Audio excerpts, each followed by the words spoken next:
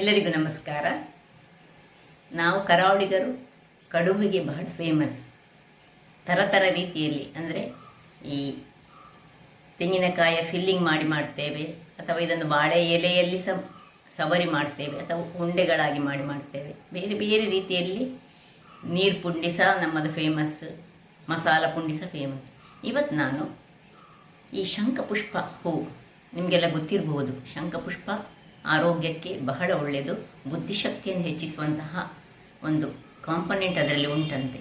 ಹಾಗಾಗಿ ಮಕ್ಕಳಿಗೆ ಅದರ ಪೌಡರನ್ನು ನೀರಿನಲ್ಲಿ ಕಲಡಿಸಿ ಕೊಡ್ತಾರೆ, ಅಥವಾ ಶಂಖಪುಷ್ಪದ ಒಂದು ಈ ಲೇಹ ಸಹ ಸಿಗ್ತದೆ, ಅಥವಾ ಅದರ ಪೌಡರ್ ಸಹ ಸಿಗ್ತದೆ. ಇವತ್ತು ನಾನು ಶಂಖಪುಷ್ಪವನ್ನು ಬಳಸಿ ಒಂದು ರುಚಿಕರವಾದ ಹಾಗೂ ಆರೋಗ್ಯದಾಯಕವಾದ ಕಡುಬನ್ನು ಮಾಡಿದ್ದೇನೆ.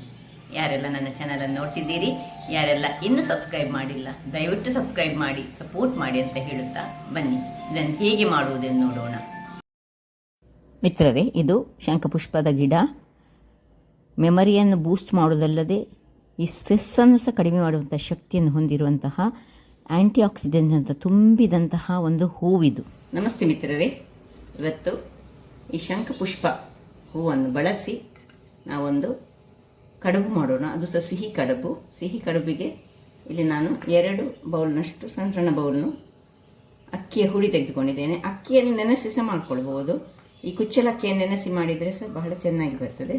ತೆಂಗಿನ ತುರಿ, ಸ್ವಲ್ಪ ಬೆಲ್ಲ ಮತ್ತು ಏಲಕ್ಕಿ ಇಷ್ಟಿದ್ರೆ, ಒಂದು ವೇಳೆ ನಿಮ್ಮ ಹತ್ರ ಇಂಥ ಫ್ರೆಶ್ ಶಂಖಪುಷ್ಪ ಇರೋದಿದ್ದರೆ ಡ್ರೈ ಮಾಡಿದಂತಹ, ನೋಡಿ ಈಗ ಇಂಥದ್ದು ಡ್ರೈದು ಸಹ ಬರ್ತದೆ, ಡ್ರೈ ಮಾಡಿ ಇಟ್ಟುಕೊಂಡ್ರೆ ಸಹ ಆಗ್ತದೆ. ನಾವು ಶಂಖಪುಷ್ಪ ಆದಾಗ ಇದನ್ನು ಡ್ರೈ ಮಾಡಿ, ಅಥವಾ ಆನ್ಲೈನ್ಗಳಲ್ಲಿ ಸಹ ಈ ಶಂಖಪುಷ್ಪ ಆರೋಗ್ಯಕ್ಕೆ ಬಹಳ ಒಳ್ಳೆಯದು. ಹೆಚ್ಚಾಗಿ ಮಕ್ಕಳಿಗೆ ಇದನ್ನು ಕೊಡಬೇಕು. ಮಕ್ಕಳಿಗೆ ಬುದ್ಧಿಶಕ್ತಿಯನ್ನು ಹೆಚ್ಚಿಸುವಂತಹ ತುಂಬ ಕಾಂಪೊನೆಂಟ್ಸ್ಗಳು ಇದರಲ್ಲಿ ಉಂಟಂತೆ. ಈಗ ನಾನು 1 ಲೋಟದಷ್ಟು ನೀರನ್ನು ಬಿಸಿ ಆಗಲಿಕ್ಕೆ ಇಟ್ಟಿದ್ದೇನೆ. ಆ ಬಿಸಿಯಾದ ನೀರಿನಲ್ಲಿ ಇದರ ದಂಟನ್ನು ನೋಡಿ ಹೀಗೆ ಸ್ವಲ್ಪ ತೆಗೆದುಕೊಂಡು ಇದನ್ನು ಒಂದೊಂದಾಗಿ ದಂಟು ತೆಗೆದುಕೊಳ್ತಿದ್ದೇನೆ. ಎಲ್ಲವನ್ನು ಸಹ ಇದರಲ್ಲಿ ಹಾಕ್ಕೊಂಡು ಇದನ್ನೊಂದು ಒಳ್ಳೆ ಕುದಿ ಬರಿಸ್ತೇನೆ.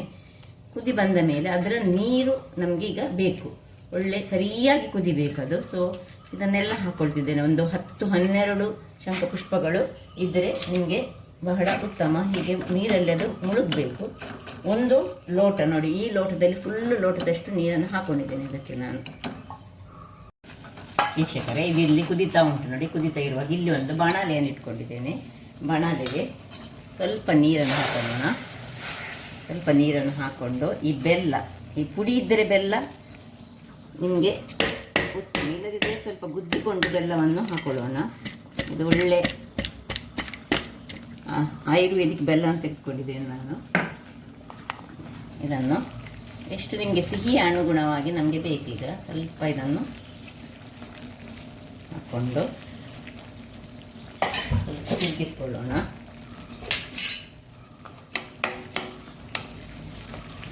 ಇದಕ್ಕೆ 1 ಚಮಚದಷ್ಟು ತುಪ್ಪವನ್ನು ಸಹ ಹಾಕ್ಕೊಳ್ತೇನೆ.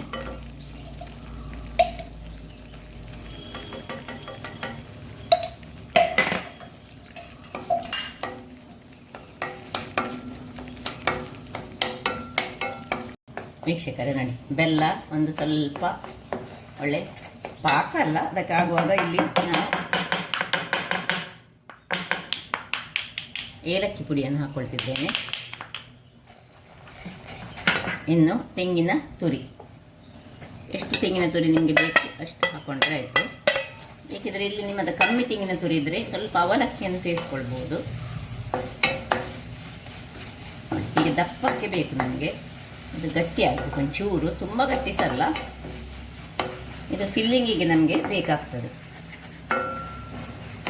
ಸೊ ಇಷ್ಟಾಗುವಾಗ ಇದು ಇಲ್ಲಿ ನೋಡಿ, ಇಲ್ಲಿ ಇದು ಆಯಿತು. ಇದನ್ನೀಗ ನಾನು ಆಫ್ ಮಾಡ್ಕೊಳ್ತಿದ್ದೇನೆ. ಒಳ್ಳೆ ನೀಲ ಕಲರ್ ಬಂತು, ನಿಮಗೆ ಕಾಣ್ಬೋದು. ಸಾಕು, ಇದನ್ನು ಆಫ್ ಮಾಡಿಕೊಂಡು ಅದಕ್ಕೆ ಒಂದು ಮುಚ್ಚಳ ಮುಚ್ಚಿಟ್ಕೊಳ್ಳೋಣ. ಯಾಕೆ ಹೇಳಿ ತಣ್ಣಗಾಗೋದು ಬೇಡ ಹೇಳಿ. ಇಲ್ಲಿ ಇದು ಸಹ ಗಟ್ಟಿ ಆಯಿತು, ಸಾಕು. ಇಷ್ಟ ಆಗುವಾಗ ಇದನ್ನು ಸಹ ಆಫ್ ಮಾಡಿಕೊಂಡು ಇದನ್ನು ಸಹ ಇಟ್ಕೊಳ್ಳೋಣ. ಇಲ್ಲಿ ಒಂದು ಪಾತ್ರೆಯನ್ನು ತೆಗೆದುಕೊಂಡು ಇದಕ್ಕೆ ಸ್ವಲ್ಪ ಉಪ್ಪನ್ನು ಹಾಕ್ಕೊಳ್ತಿದ್ದೇನೆ ನಾನು.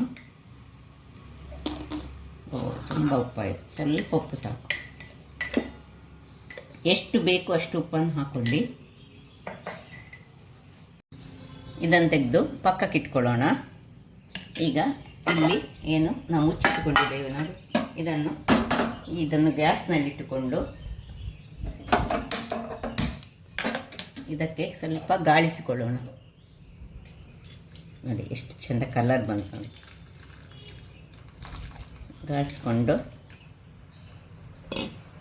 ಎಷ್ಟು ಬೇಕು ಅಷ್ಟನ್ನು ನೀವು ಮಾಡಿದರೆ ಆಯಿತು. ಈಗ ಅದು ಸ್ವಲ್ಪ ಕುದಿ ಬರುವಾಗ ಅದಕ್ಕೆ 1 ಚಮಚದಷ್ಟು ತುಪ್ಪ,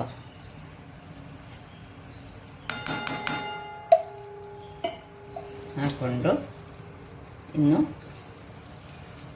ಈ ಅಕ್ಕಿಯ ಹುಡಿ ಏನು ಇದನ್ನು ಸ್ವಲ್ಪ ಹಾಕ್ಕೊಳ್ಳೋಣ. ಸ್ವಲ್ಪ ಉರಿ ಸ್ವಲ್ಪ ಸಣ್ಣದಿರಲಿ. ಬೇಕಿದ್ರೆ ಈಗ ನಾವು ಈ ಹುಡಿಯನ್ನು ನೀರನ್ನು ಹಾಕ್ಕೊಳ್ಬೋದು. ಇನ್ನೂ ಸ್ವಲ್ಪ ನೀರನ್ನು ಸಹ ಹಾಕ್ಕೊಳ್ತೇನೆ ನೋಡಿ. ಸ್ವಲ್ಪ ಗಟ್ಟಿ ಬರಬೇಕು, ನಮಗೆ ಉಂಡೆ ಕಟ್ಟಲಿಕ್ಕೆ ಆಗಬೇಕು. ಹಾಗಾಗಿ ಈ ರೀತಿ ಒಂದು ಉಂಡೆಯ ಫಾರ್ಮಿಗೆ ಇದನ್ನು ತಂದುಕೊಳ್ಳೋಣ. ಸ್ವಲ್ಪ ನೀರನ್ನು ಹಾಕ್ಕೊಳ್ಳೋಣ, ನೋಡಿಕೊಂಡು ಹಾಕ್ಕೊಳ್ಬೇಕು. ಅದಕ್ಕೋಸ್ಕರ ನಾನು ಸ್ವಲ್ಪ ಬಿಟ್ಟು ತೆಗೆದುಕೊಂಡು ಹಾಕ್ತಿದ್ದೇನೆ. ಇದನ್ನೀಗ ಸ್ವಲ್ಪ ತಣ್ಣಗಾದ ಮೇಲೆ ಒಂದು ಉಂಡೆಯ ಫಾರ್ಮಿಗೆ ಮಾಡೋಣ. ಇದನ್ನು ಆಫ್ ಮಾಡ್ಕೊಳ್ತಿದ್ದೇನೆ. ವೀಕ್ಷಕರೇ, ತಣ್ಣಗಾದ ಕೂಡಲೇ ಹೀಗೆ ಇದನ್ನು ಕೈಗೆ ಸ್ವಲ್ಪ ಈ ನೀರನ್ನು ಸ್ವಲ್ಪ ಪಸರಿಸಿಕೊಂಡು ಅಥವಾ ಎಣ್ಣೆಯನ್ನು ತುಪ್ಪವನ್ನು ಪಸರಿಸಿಕೊಂಡು ಇದನ್ನು ಒಳ್ಳೆ ಅಕ್ಕಿ ಉಂಡೆ ತಯಾರಿಸಲಿಕ್ಕೆ ಹೇಗೆ ಬೇಕು ನೋಡಿ ಹಾಗೆ ಒಂದು ಡೋ ಫಾರ್ಮ್ ಮಾಡಿಕೊಳ್ಳೋಣ. ಇಲ್ಲಿ ಸ್ಟೀಮರನ್ನು ನಾನು ಇಟ್ಟುಕೊಂಡಿದ್ದೇನೆ. ಸ್ಟೀಮರಲ್ಲಿ ಸ್ವಲ್ಪ ನೀರನ್ನು ಹಾಕಿ ಬಿಸಿ ಆಗ್ತಾ ಇಲ್ಲಿ ಅದು ಇಲ್ಲಿಗ ಇದು ರೆಡಿ ಆಯಿತು. ಇದನ್ನೀಗ ಚೂರು ಮುಚ್ಚಿಟ್ಟುಕೊಳ್ಳೋಣ, ಯಾಕಂದರೆ ಬಿಸಿ ಅದು ಒಳ್ಳೆ ನೆನಿಬೇಕು ಒಂಚೂರು ಹೊತ್ತು. ಸೊ ಒಂದು ಮುಚ್ಚಳವನ್ನು ಮುಚ್ಚಿಕೊಂಡು ನಾನು ಇದನ್ನು ಮುಚ್ಚಿಕೊಳ್ತೇನೆ. ಈಗ ಇಲ್ಲಿ ಇದನ್ನು ಒಂದು ಸಣ್ಣ ಸಣ್ಣ ಉಂಡೆಗಳಾಗಿ ಮಾಡ್ಕೊಳ್ಳೋಣ ನೋಡಿ. ಹೀಗೆ ಒಂದು ಸಣ್ಣ ಇಷ್ಟು ದೊಡ್ಡದು ಬೇಕಂತ ಇಲ್ಲ, ಸ್ವಲ್ಪ ಸಣ್ಣದಾಗಿ ನಿಮಗೆ ಎಷ್ಟು ಉಂಡೆ ಮಾಡಲಿಕ್ಕೆ ಉಂಟು, ಕಡಬು ಮಾಡಲಿಕ್ಕೆ ಉಂಟು ಅಷ್ಟನ್ನು ಮಾಡಿದರೆ ಆಯಿತು. ಈಗ ನೋಡಿ ಎಲ್ಲವನ್ನು ಹೀಗೆ ಮಾಡಿಕೊಂಡಿಡ್ತೇನೆ ಸುರಿಗೆ. ಉಂಡೆಗಳನ್ನು ಹೀಗೆ ನೋಡಿ ಹೀಗೆ ರೆಡಿ ಮಾಡಿ ಇಟ್ಕೊಂಡೆ.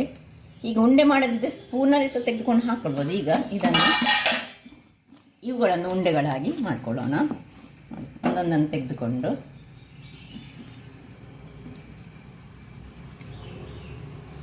ಹೀಗೆ ಮಾಡಿ ಇದನ್ನು ಹೀಗೆ ಚಟ್ಟೆ ಮಾಡಿಕೊಂಡು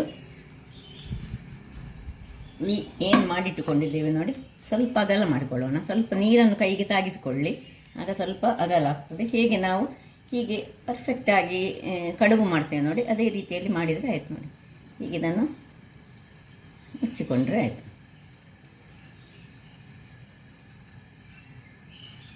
ಎಲ್ಲವನ್ನು ಹೀಗೆ ಇದೇ ರೀತಿಯಾಗಿ ಉಂಡೆಗಳಾಗಿ ಮಾಡಿಕೊಳ್ತೇನೆ ನಾನು. ವೀಕ್ಷಕರೇ ನೋಡಿ ಎಲ್ಲ ಉಂಡೆಗಳನ್ನು ಮಾಡಿಟ್ಕೊಂಡೆ. ಇನ್ನೀಗ ಇಲ್ಲಿ ಹೀಗೂ ಕುದೀತಾ ಸಹ ಉಂಟು ನೋಡಿ. ಅದರೊಳಗೆ ಒಂದು ಬಾಳೆ ಎಲೆಯನ್ನು ಸಹ ನಾನು ಹಾಕ್ಕೊಂಡಿದ್ದೇನೆ. ಅದನ್ನು ನೀರಿದ್ದರೆ ಸ್ವಲ್ಪ ತೆಗೆದುಕೊಂಡು ನಡು ಒಂದು ಸಣ್ಣ ಹೋಲಿ ಇರಲಿ. ಈಗ ಒಂದೊಂದಾಗಿ ಇದನ್ನು ಇದರೊಳಗೆ ಇಟ್ಕೊಳ್ಳೋಣ.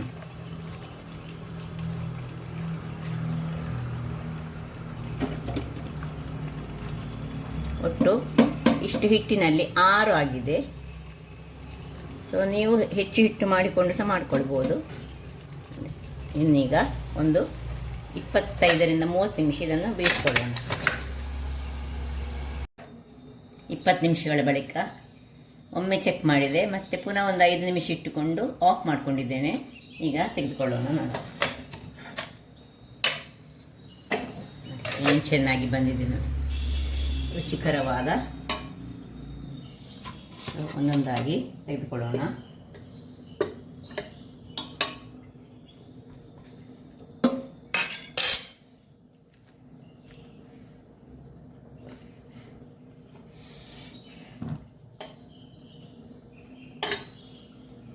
ಆರೋಗ್ಯಭರಿತವಾದ ಕಲರ್ಫುಲ್ಲಾದ ಈ ಒಂದು ಶಂಖಪುಷ್ಪಿಯಿಂದ ಮಾಡಿದಂತಹ ಕಡುಬು ಬಹಳ ರುಚಿಕರವಾಗಿರ್ತದೆ. ಇದನ್ನು ಕಟ್ ಮಾಡಿದರೆ ಒಳಗಿಂದ ಸ್ವೀಟ್ ಉಂಟು. ಹಾಗಾದರೆ ನನ್ನ ಈ ಕುಕಿಂಗ್ ಚಾನಲ್ ನಿಮಗೆ ಇಷ್ಟ ಆದರೆ ಬೋಳೂರು ಸುವರ್ಣ ಚಾನಲನ್ನು ಲೈಕ್ ಮಾಡಿ, ಶೇರ್ ಮಾಡಿ ಹಾಗೂ ಸಬ್ಸ್ಕ್ರೈಬ್ ಮಾಡಿ ಹಾಗೂ ನನ್ನ ಇನ್ಸ್ಟಾಗ್ರಾಮ್ ಪೇಜನ್ನು ಫಾಲೋ ಮಾಡಿ. ಧನ್ಯವಾದಗಳು.